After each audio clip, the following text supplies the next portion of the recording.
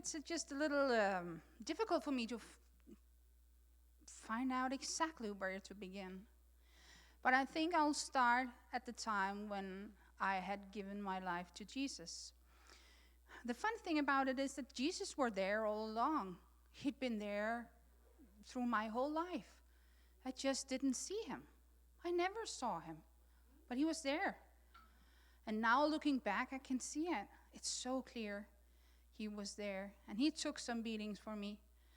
I could have died more than once, but he was there, and he kept me through it. But when I gave my life to Jesus, I would have loved to tell you all that everything just got fine from that moment on, but it didn't. As I told you earlier, I went from the church, but I was still an addict. I had a lot of patterns in my life that I hadn't changed, that wasn't changed. I would still get sick, get withdrawals if I didn't get my drugs. I was still cursing. My morality was still where it had been all along. Now I had the Holy Spirit starting to guide me, but first of all, I had to even be able to listen. And I told you that the child protective service didn't come at our house when I was a child, but child protective service came at my house because of my son, because I had him and I couldn't take care of him. So the kindergarten, they called child protective service, and they came to me with a social worker, and they wanted me to do a drug test. And I didn't want to do it, because I knew the minute that I would do this drug test, they would take my child from me. And if they took him, I would have absolutely nothing to live for. So I tried to dodge it all the time, and they came, and they knocked on my door. And the reason why they came there was not even only because of the kindergarten. Because when I got saved, I knew that I had to change my life. And I didn't know what to do. I knew I would get withdrawals if I didn't get my drugs. So I went to my doctor. And I said to my doctor, I'm a heroin addict and I need help. And my doctor, he prescribed some pills for me. And I thought, well, that was a funny kind of help. More pills? Well, I have all the pills in the world. Why would I need him to prescribe me more? So I went home, and I thought, well, that was not a help. But a couple of days went by, and then suddenly the social worker was outside my door. And she said that your doctor called me. And I was like, what? Yeah, your doctor. Well, he's lying. No, we don't think he's lying. He is. And I was thinking by myself, well, there should be some confidentiality. You know, and I don't know if you have it here, but in Denmark, the doctor needs to keep quiet. That's confidentiality. So I said, well, isn't there some kind of doctor-patient confidentiality? Well, there is, but not if there's children involved, she said. And I got her out and said, well, I'll come back. We make another appointment, and I was just so confused.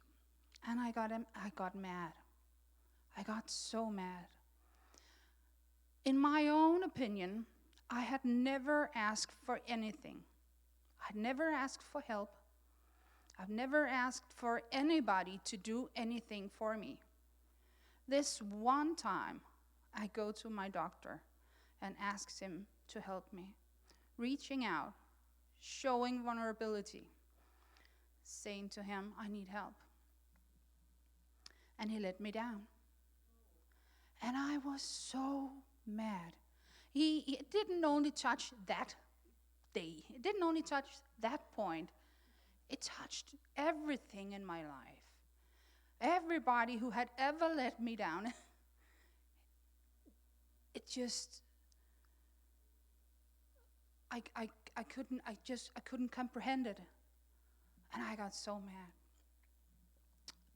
So in all of my wisdom, I'm not very proud of this part, but I need to serve it for you. But I had a fantastic idea, in my own opinion. I was so newly saved. But I decided I'm going to shoot them. Because then, I can't go to the doctor. I can't go and get any help. Because that's just a closed door. They'll just give me more pills. I don't need more pills. I have all the pills in the world. I don't need pills. I need help. So if I shoot them, I'll go to jail. I know that. In Denmark, you get like 16 years if you do murder. And if you behave well, you're out in like 10, 12. So I thought, well, maybe that would be a good idea. Because then I don't have to give up. My child will come to another family, be given up for foster, and they will take good care of him. So I'm not really giving him up. I'm more giving up on me. And then I can get revenge. Revenge is good. I was so new. Can you hear it? I was so new. And I spent 3 days finding the addresses and making the plan. And I was like, I was just like, oh, this is nice. I love this. I like this. Revenge. Oh. And I went to get the gun. This was a Friday. And I went to get the gun. And I went by train. And I was to go to a special train station where I had an apartment. Because at that time, I was stealing drugs. So I had an apartment from where I was stealing the drugs. I didn't have the drugs at home where I stayed with my kid. I had the drugs at another apartment. And in that apartment, because I was so small and I was so skinny and I was so not very dangerous, I needed to have a gun. Because otherwise people would just come there and rob me. So I had a gun there, and I went to get it. And I know now that it was the Holy Spirit, but at that time I knew nothing. But suddenly, I just got off the train. And it wasn't the right stop or anything. I got off the train, and I went into the street ministry. And I hadn't been there for a year. I went to the street ministry. They took me to church. I gave my life to Jesus. And then I just disappeared.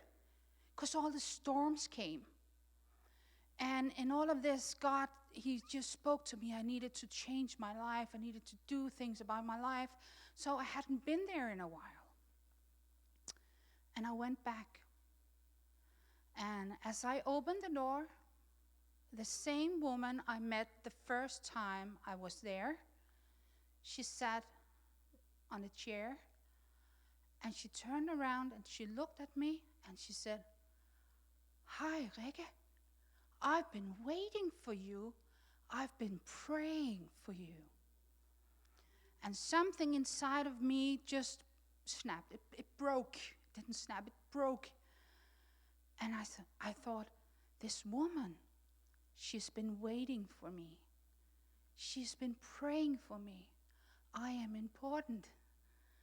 I am actually so important. She knows my name.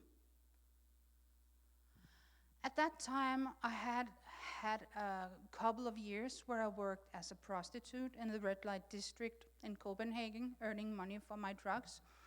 It's a very common way of earning money for drugs when you are a girl, a young girl. And I did that too. And when in Rome, so I was, sorry, yeah, but I have known so many people, and they never knew my name. I wasn't that important, but she knew my name, and she'd been waiting for me. And I told her everything except for the gun. But I told her everything else. And I told her that I'm painting the floor, and now I'm in the corner. I have nowhere to go, and I don't know what to do. And she said, you need to bend your knees, and you need to give in to Jesus. And I did. And it was the beginning of a long journey. There was a lot of battles. And I gave God a hard time more than once. I didn't know how to listen. I didn't know how to obey. I didn't know anything. I just came as this battered child, hurt and wild. In some way I was wild. And I knew nothing about anything.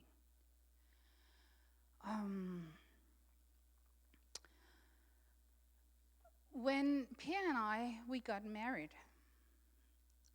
I actually invited the social worker that I almost killed, because she was the one who granted me the rehabilitation, because you need to pay in Denmark. You can't just go there for free. You need someone to pay. So the social office usually pays. And I went to her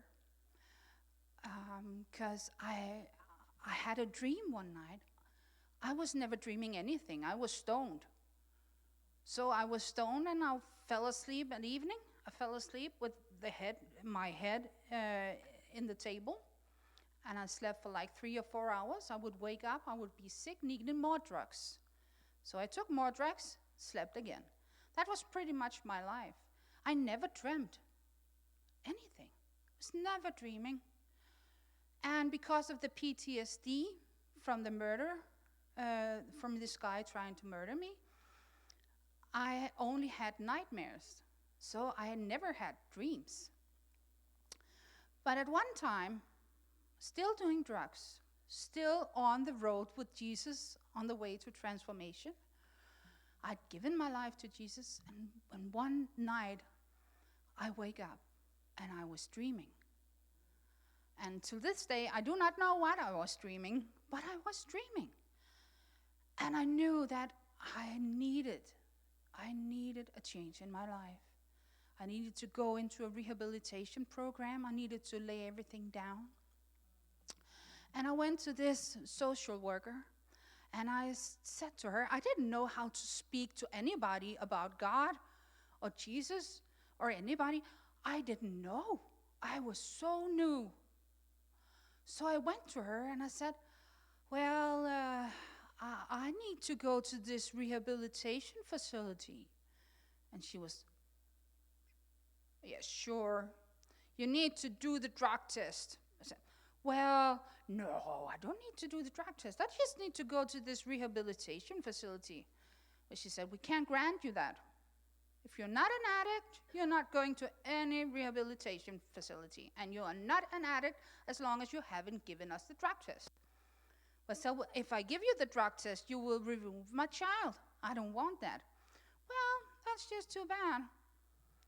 And I knew that I needed to go. So I said to her, well, I'm sorry to say so, but one guy who is above you in level has told me I need to go. So I'm going. I didn't know what should I say to her. God has spoken to me. She would have put me directly in the psych ward. So I said, well, there's one guy above you in grade, and he's told me that I need to go, so I need to go. And she sent me.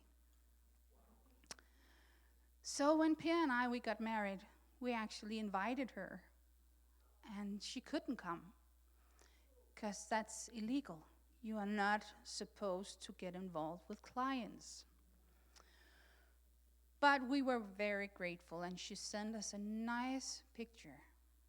And she actually was in a video where she was testifying. But she's not a Christian or anything, but she said, what we weren't able to do at all in Rikke's life, this rehabilitation facility has done in 9 months. And that was it. That's the greatest testimony of how God changes lives. It was not my testimony. It was a social worker's testimony that God had changed my life. When I went to the rehabilitation program, I couldn't bring my son in the beginning because I was way too angry. I was way too sick, and I was so broken. I was so angry, and I was yelling, and I was a mess. So he went to his biological father's place, and he didn't want him, remember that? But he said, well, okay, I'll take him for 6 months, tops. But after 4 months, he had enough. And he said, either you take him to the rehabilitation facility, or otherwise he has to go to foster family, because I'm not doing this, Dad, anymore, no. So he came to the facility with me, and he stayed there, and I had to learn how to be a mom. And it was so embarrassing. I didn't know how to play with my child. I didn't know anything. And you could say, how hard can it be? You take a board game and you take turns. How hard can that be? But that's one thing of it. The other thing is that I needed to put myself aside. I had been the most egoistic woman you could ever find. I had been so selfish, so full of myself. And my drugs, they were everything. So I had to learn everything. I didn't know anything. My mom didn't pass it on. So I had to learn it all over again.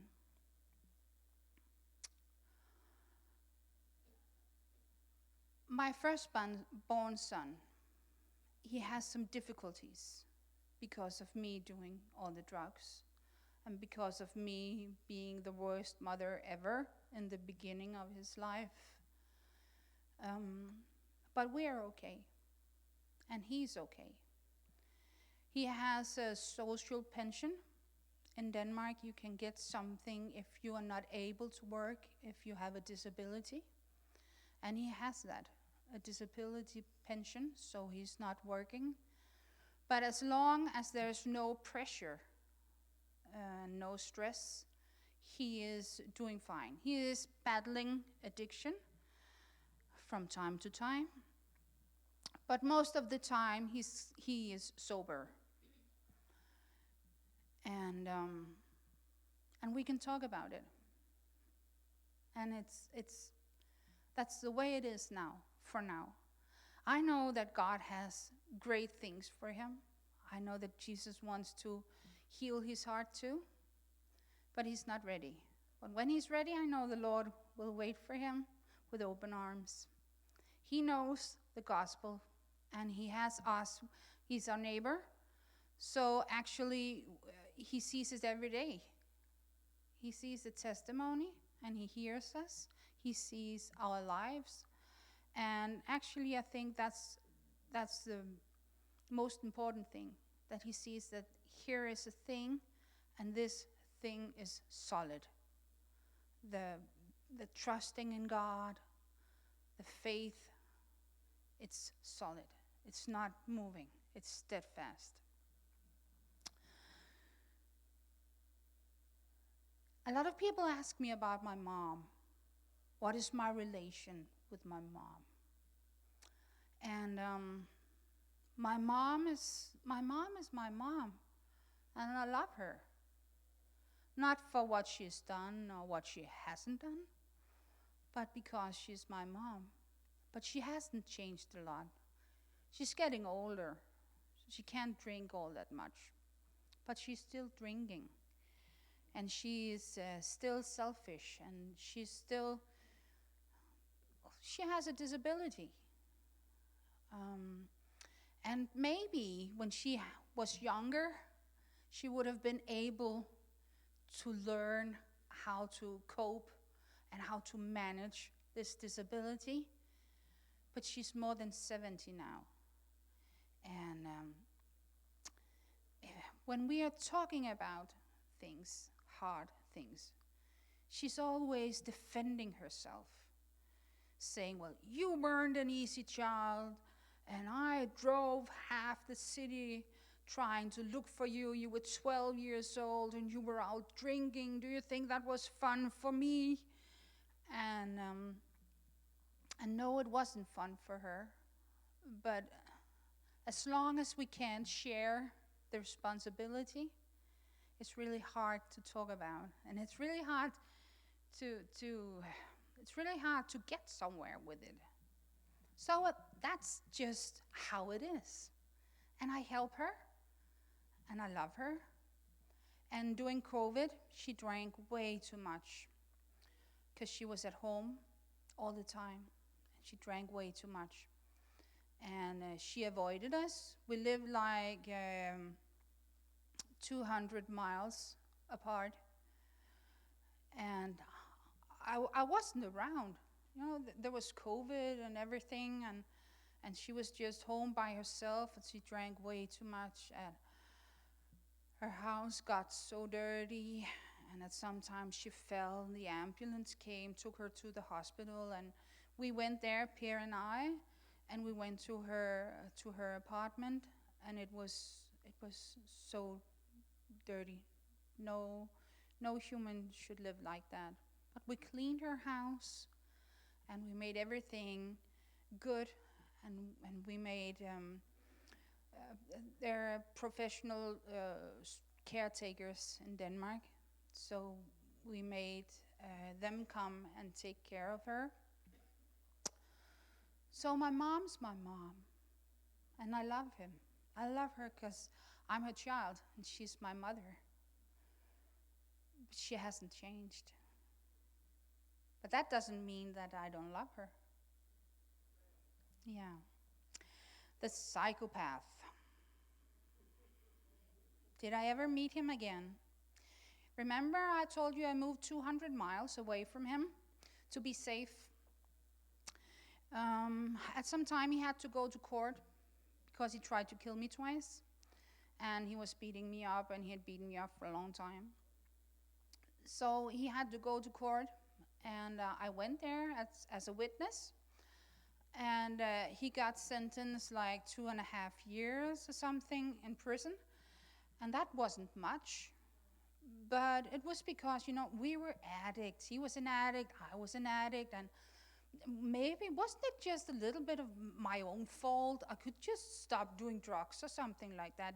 They didn't take it very serious because we were addicts. And when I moved to a rehabilitation facility, he came out of jail. And one day I had visited my mom, and I was at the train station, and I was sitting in a corner. At that time, I was always sitting in a corner because I didn't want anybody to come up from behind. So I sat there in the corner, and I was reading. I had bought a magazine, and I was going by train, and I was looking forward to it. This is cozy, this magazine. Oh, I like it, women's magazine. I'm just going to sit in the train, and I'm going to the rehabilitation facility again, and I had a nice weekend. And all of a sudden, I hear a voice saying, "Hi, Rikke." And I knew it was him. Everything inside of me was yelling, "Get away, get out, defend yourself, scream, fight, do something, you're gonna die." Inside of me, it was totally chaos. But I knew at that time that I belonged to Christ. And I knew that he didn't owe me. So I looked at his shoes, and I looked further and further and further up. And he was there with a grin. And he knew I got the power. And I looked him directly in the eyes and I said, "You have no power over me." And he was just baffled. And then he was, "Oh?" And he turned around and he left. I've never seen him since. But there's no doubt in my mind that it was evil standing before me that day, trying to take control, trying to come and claim what he thought was his. But it wasn't, because I belong to Christ. Amen.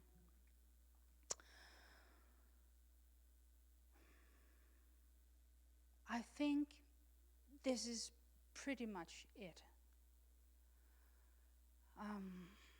I'm so thankful for my life, and I'm so thankful for everything I've been through. And maybe it sounds funny. How can you be thankful when you've almost been killed? How can you be thankful when you have had all of these troubles? How can you be grateful? How can I say, I know that Jesus was right beside me all along? I just didn't see him. How can I say that? The reason why I can praise the Lord with everything in me and for everything in my life is due to it made me who I am today. And I've been through a lot, yeah, that's true. But none of it is wasted if it gives glory to the Lord. So, we've all had hard times. All of us. In some way, we have had hard times. But hard times are not wasted if they give glory to the Lord.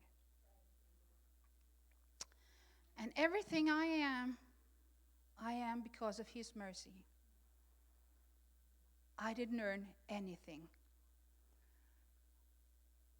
That will be my biggest testimony. I didn't earn anything. I didn't do good. I didn't get it passed on. I didn't earn anything. Everything is given to me by the grace of God.